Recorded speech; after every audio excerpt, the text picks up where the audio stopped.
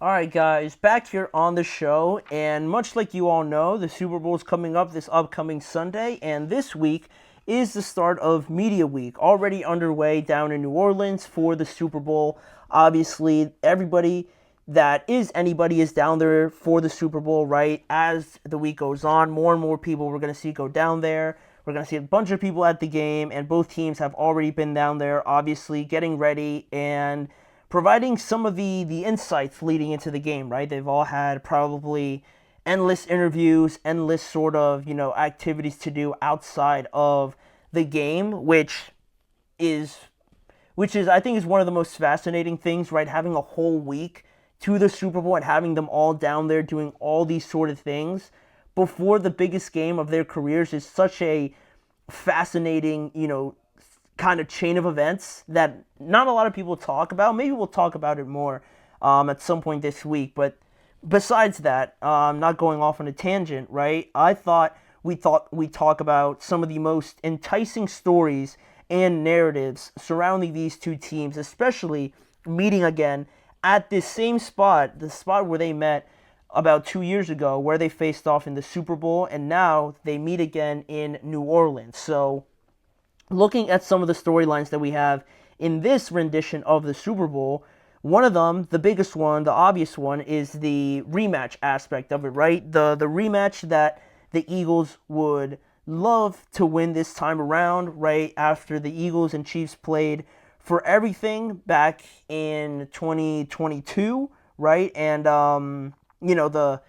the game came down to a very close, chain of events towards the end. You had that holding call, you had the Hurts fumble, and it was a very close game. Jalen Hurts played out of his mind apart from that fumble, but they didn't get the job done in the end. And now they have another opportunity to do that here with a whole different, certain positions that have made the difference, it looks like, this year for the Eagles. So they have another chance here to try and defeat the Chiefs in the Super Bowl. You also look within that story of the Eagles and the Chiefs at the Andy Reid chapter, right? Andy Reid facing his former team once again, the team that he couldn't get it done with in the Super Bowl, right? He went to a couple and just didn't get the job done. Now, not only does he have the chance to win his fourth Super Bowl, I believe joining Bill Belichick and I want to say Chuck Noll, but that could be wrong. But I know it's Bill Belichick and some other coach as the only head coaches to win four Super Bowls. So you have that aspect of it, but the fact that he could do it again by beating his former team just adds a different sort of feeling to this rendition of the Super Bowl. So I think that's something to keep an eye on, and also just on the rematch aspect of it, right? Both of these teams haven't really changed too much from the last time they played, right? You got all the heavy hitters, obviously, right, for both sides, and just how much has each team learned from each other, right? What can the Eagles do differently this time? Um, how do the Chiefs, find a different way, maybe to beat the Eagles this time, not just rinse and repeat, but throwing in there another wrinkle and seeing what they changed this time around in comparison to the first time around, where it was very similar, but you had those different aspects of diversity as well. So that's only one of the storylines that we have in the Super Bowl. Another one is going to be the obvious one, also another one with the Chiefs chasing the three-peat. Obviously would be the first franchise since the merger to win three in a row, and they're the first two-time defending champion to advance to the Super Bowl, right? Every other team that won back-to-back Super Bowls only made it to the conference championship and then lost. Well, the Chiefs are in a territory all by their own now, right? They're the first one to do this, and they just need one more win. Nobody has ever gotten this close, and the fact that they're right here at the doorstep makes it even more intriguing to see. Like, they could say they don't talk about it and they don't really bring it up, but it's in every player's mind, right? They're thinking about how, this is like one of the greatest achievements in the history of American sports, right? You can't just block it out, or at least I find it very hard to completely ignore that, right? I'm sure all these players are thinking about it, so dealing with that, trying to push past that, and not really having it affect you too much during the game is going to be a fascinating thing to watch. So that's another storyline to keep an eye on. And then also you have the Eagles, their youth movement, right? The youth movement that, features guys like Quinyon Mitchell, Jalen Carter, Nolan Smith, Cooper DeJean. All these young guys, right, have made massive impacts to their defense and getting them to play the way that they're playing right now, with Quinyon Mitchell and Cooper DeJean being first-year guys and already being starters and having such a massive impact on that defense. Then you look at Jalen Carter, right, who he's in his second year, and he wasn't there the last time these two teams faced off in the Super Bowl. So he's been an absolute monster for them in the middle of the field, has grown tremendously from last season where he was very good, and now he's that much better this time around, right? Leading that defense, leading that front line. And you also look at a guy like Nolan Smith, who also came in last year, hardly ever played, and he earned more time as, the season went on. And now he's getting strip sacks, he's making tackles for a loss, he's affecting the game every which way. So you look at something like that, and the players that they've brought in, the hits that they've had in the draft and things like that, how can these guys, make a mark on the game now, where they've been doing it all season, right? Quinyon and Cooper DeJean locking people down, Jalen Carter, Nolan Smith getting after quarterbacks. They've done it all season long, and now how can they make an impact in this year's Super Bowl at such a young age is going to be awesome to watch. I'm interested in seeing which one of these young guys makes the biggest play or makes the most plays, and just how much they impact the game. They've been a huge part of this defense and how they've been able to turn things around. So I'm hoping it continues in the Super Bowl. And moving on now to another storyline, you have the Saquon Barkley chapter of this entire story, right? Saquon Barkley, his first Super Bowl appearance in his first year with the Philadelphia Eagles. Things couldn't have gone better for Saquon after the ugly divorce from the New York Giants and how all of that went down, to land with the Eagles, getting all the criticism, all the backlash from the Giants fans, and having it work out like this. It seemed possible, but the way that he did it, the way he's been running, the impact that he's had in the playoffs, the rushing record pretty much breaking it, you couldn't have imagined something like that, right? You could kind of think about it, but you never really thought it was possible. So for him to lead this Eagles team, have them really embrace the run-first mentality and enhance this offensive line as the real stars of this offense, them along with Saquon Barkley, I think has been awesome to watch. They've been running straight through everybody that they've played this year, except for maybe a couple teams. And how do they, play through that, right? Knowing that Andy Reid knows that, he's going to game plan for that. They might try to take that away and have them play left-handed. It's going to be fascinating to see how they adjust to that, what kind of wrinkles they throw in there to kind of combat that. And wouldn't it be awesome for Saquon to win his first Super Bowl in his first year with the Eagles after leaving the New York Giants, to kind of stick to them for one last time?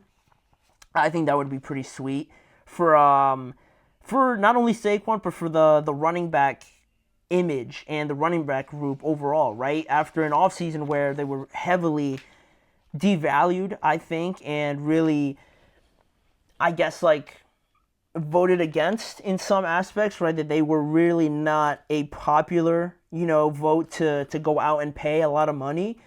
For one of the running backs this offseason to get signed for that amount of money and make that amount of impact, I think that would be huge for the running back group, the running back community overall. So Saquon's leading that charge, and we'll see how much he can affect the game on Sunday.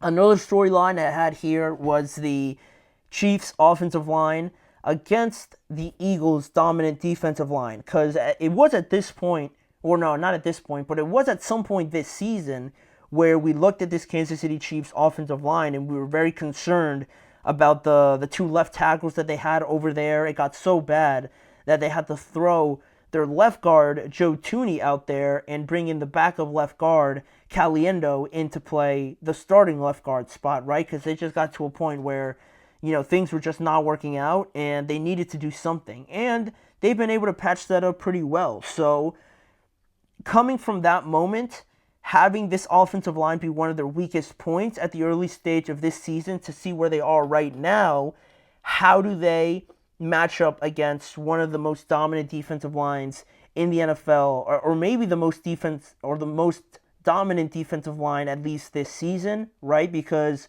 the Eagles' defensive line has been able to shut down run games, get after quarterbacks, they make big play after big play, and they give a lot of teams trouble. They get a lot of teams fits on how to not only block them when they're rushing forward, but to also block the blitz coming in, and their corners are very good anyway. So that partnership between the corners and the defensive line is something very beneficial to them. So how do the Chiefs and this offensive line kind of hold up when you got Trey Smith going up against Jalen Carter and, Creed Humphrey as well chipping in there to help out against Jalen Carter or against Jordan Davis on the other side with Caliendo?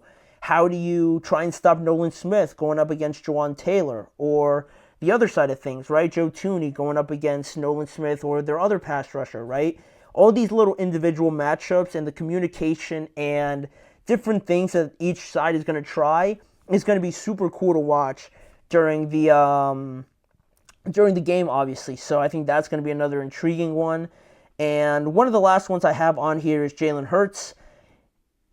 He'll never admit it, but he wants to prove a point out there, I believe, about himself on a personal level, on how he belongs amongst some of the best quarterbacks. And again, he'll never say that. He'll never say that he should be up there, but you can't tell me by the way he reacts to some of those things and how he reacts on the field that doesn't matter to him. He wants to obviously show that he is a major contributor, and some of the best things that I've heard from him is always when he says, just because I don't do it doesn't mean that I can't do it, right? It's that sort of quiet confidence that he has about himself that I think this is a great opportunity to show everybody that, yes, he played very well in the first game that these two teams had.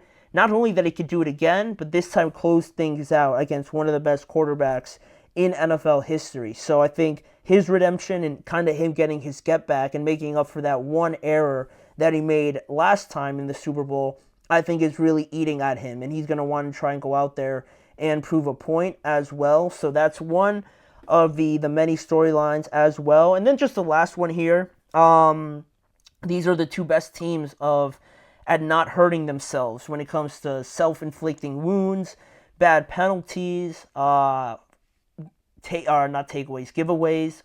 and things like that. These two teams hardly ever do that. Rather, they force a lot of turnovers, they force a lot of mistakes, and they force a lot of penalties. So who can out-perfect the other team, essentially, is what I'm trying to say, right? Who can play the most perfect, clean, and disciplined football on the day? It's going to be required, right? Basically, when you're talking about this level of excellence when it comes to the Super Bowl, one mistake, one turnover like we saw Jalen Hurts make, and that could determine the outcome of the game. And I don't think I'm over-exaggerating it, right? Because turnovers have been huge this postseason especially. So how can you use that to your advantage and make sure you're not on the wrong end of that? It's going to be another thing to watch, right? Who is going to make that one mistake that we all talk about when we recap the game next Monday? It's going to be, again, these are only some of the many storylines you could pick out. There's a couple more that we didn't get to, but this game is going to be very interesting when it gets played on Sunday. So Sunday can't come quick enough, but